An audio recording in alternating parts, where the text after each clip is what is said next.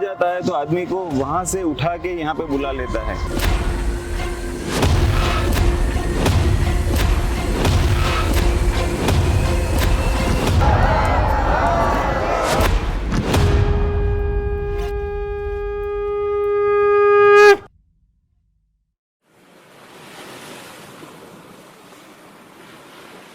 भारत का एक ऐसा शहर जिसके बारे में कहा जाता है कि वह आज भी कहीं समुद्र की गहराइयों में छुपा हुआ है। एक ऐसा शहर जहाँ कभी स्वयं भगवान श्री कृष्ण ने शासन किया और आज भी वह लाखों लोगों की आस्था का केंद्र बना हुआ है। स्वागत है भगवान श्री कृष्ण की पावन द्वारिका में। सारे जग को तूने बनाया,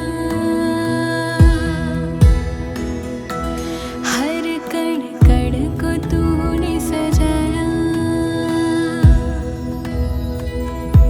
सारे जग को तूने बनाया, हर कण कण को तूने सजाया, अपनी बांसुरी के सुर से गुजरात के पश्चिमी तट पर स्थित द्वारिका केवल एक शहर नहीं बल्कि करोड़ों लोगों की आस्था का प्रतीक है।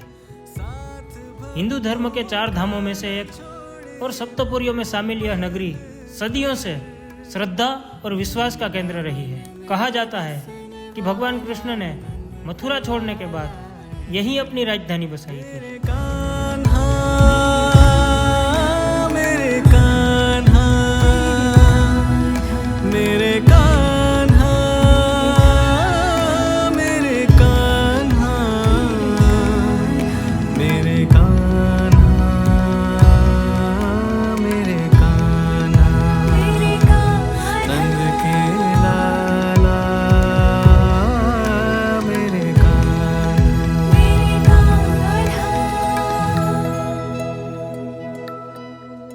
नमस्ते गुरु जी। जय श्री राम सीताराम।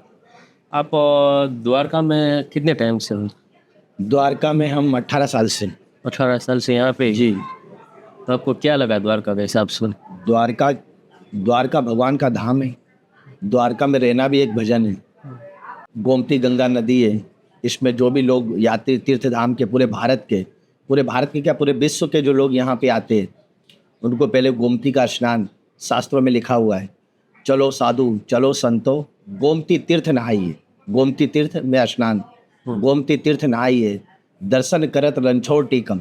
फिर भगवान द्वारकाधीश का दर्शन करत रणछोड़ टीकम, फिर जन्म नहीं पाइए। ये जो भूमि है भगवान राम के समय से है। तो इसका नाम पहले रमणीक द्वीप था। क्या? रमणीक द्वीप। तो गुरु जी आपको द्वारका से दूरी ऐसी कौन सी बात है जो यहाँ से आपको दूर नहीं जाने दे रही है अभी? ये तो द्वारकाधीश की परम कृपा है जो भगवान उनके पास में रख रखे। ये द्वारकाधीश की बहुत बड़ी कृपा है। तो भगवान किसी को भी अपने पास नहीं रखते। तो बिना भगवान की कृपा के यहाँ द्वारका में रहना या द्वारका में निवास करना ये उनकी इच्छा के अनुकूल ही है। अगर भगवान की इच्छा नहीं होगी तो यहाँ आप रुक भी नहीं सकते। कोई भी व्यक्ति यहाँ पे नहीं रुक सकता है बिना भगवान की द्वारकाधीश की इच्छा के अनुसार। अगर भगवान की कृपा नहीं है तो तीर्थ में आप आ भी नहीं सकते हो और यहाँ पे रुक भी नहीं सकते हो, ना भगवान के दर्शन कर सकते हो। आपके जाते जाते मंदिर बंद हो जाएगा या आपको कुछ ऐसा काम आ जाएगा कि आपको तुरंत वापस जाना पड़ेगा। अगर आपने भगवान को याद किया तो भगवान जरूर आपको बुलाएंगे और आपको जरूर भगवान के दर्शन होंगे। मन से और दिल से अगर आपने भगवान को याद किया तो आप पूरे विश्व के कोई भी कोने में हो, भगवान द्वारकाधीश आपको दर्शन के लिए जरूर बुलाएं। त्वमेव माता च पिता त्वमेव बन्धुश्च सखा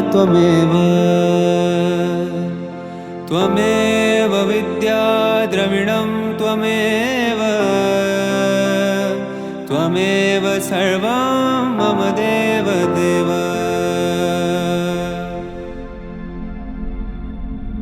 द्वारिका की पहचान केवल उसके मंदिर से नहीं बल्कि उसकी जीवन संस्कृति से भी है। मंदिर से बाहर निकलते ही शुरू होता है द्वारिका का पारंपरिक बाजार।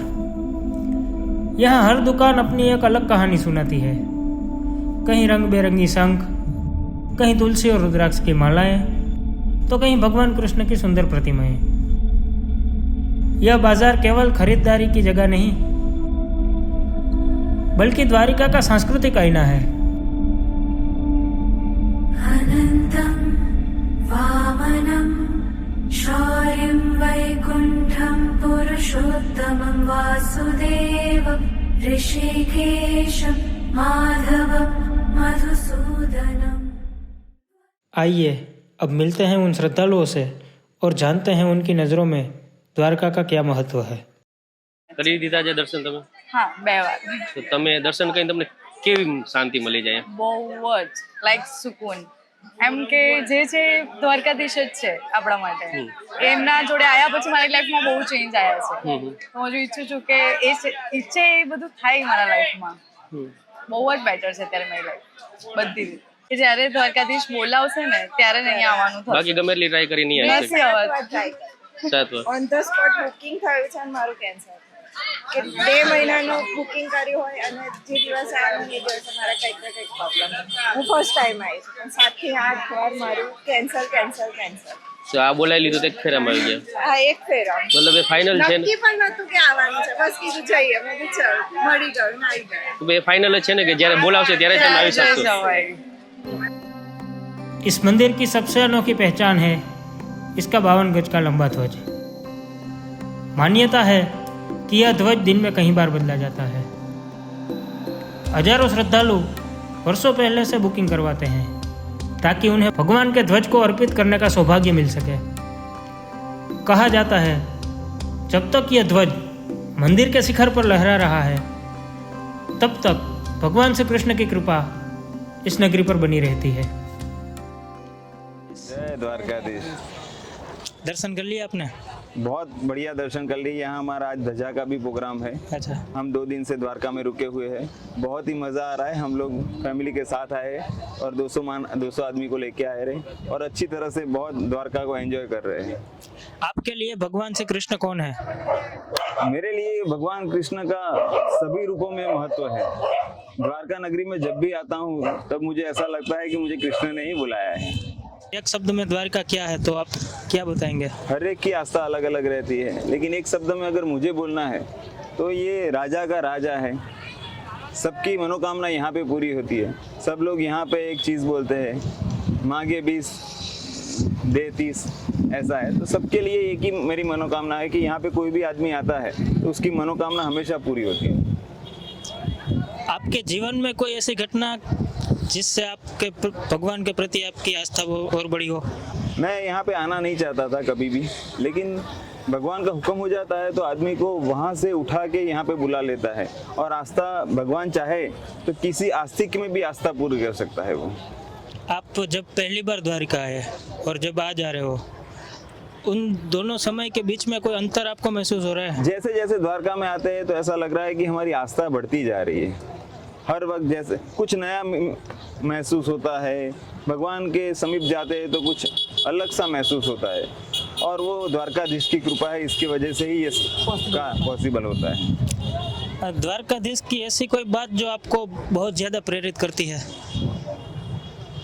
द्वारकाधीश की सुदामा की वाली बात ये यहाँ पे सुदामा सेतु है वो सबसे बेहतरीन है। अगर दोस्ती की मिसाल दिया जाए तो सुदामा और द्वारकाधीश वो दोनों यहाँ से बेट द्वारका भी है तो एक अलग सा माहौल है और बहुत मज़ा आता है। Thank you very much. जय द्वारकाधीश। जय द्वारकाधीश।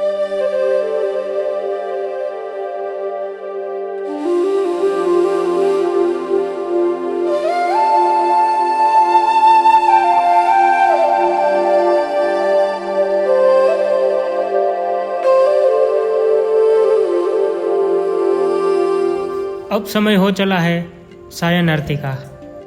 जैसे ही शाम ढलने लगती है पूरा वातावरण मंत्रों की ध्वनि, घंटियों की गूंज और दीपों की रोशनी से भर जाता है। यह केवल आरती नहीं बल्कि आस्था का ऐसा अनुभव है जिसे शब्दों में व्यक्त करना कठिन है।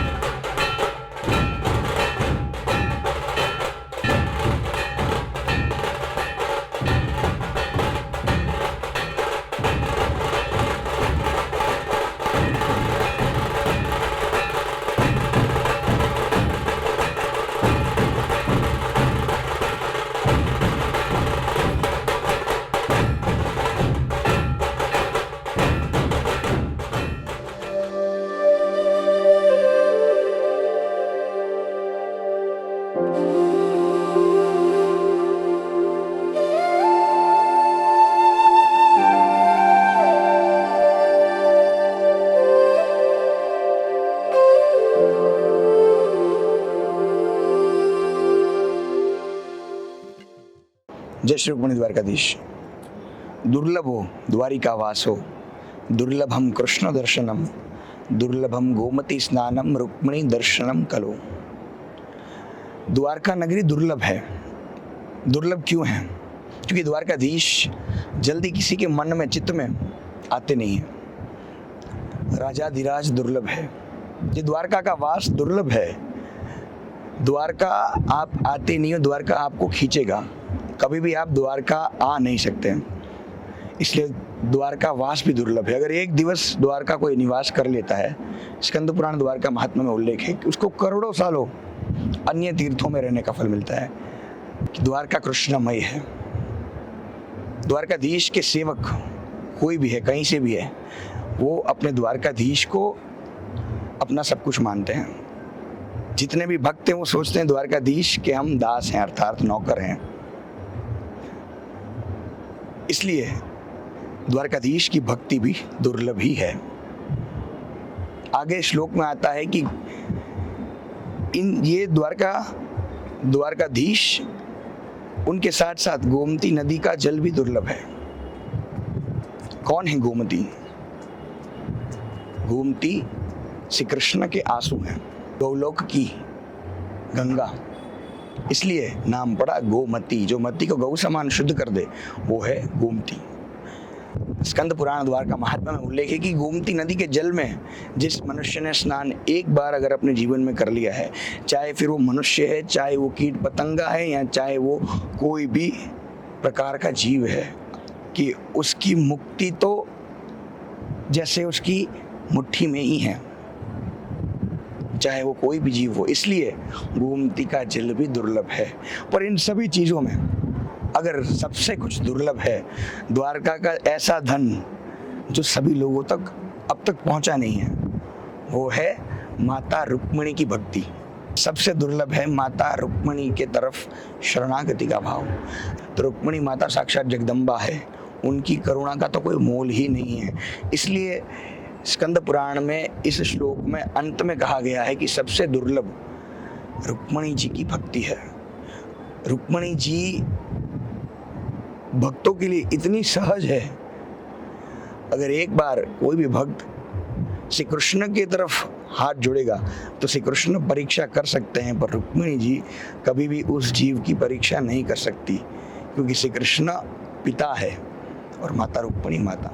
जय श्री रुक्मिणी द्वारकाधीश।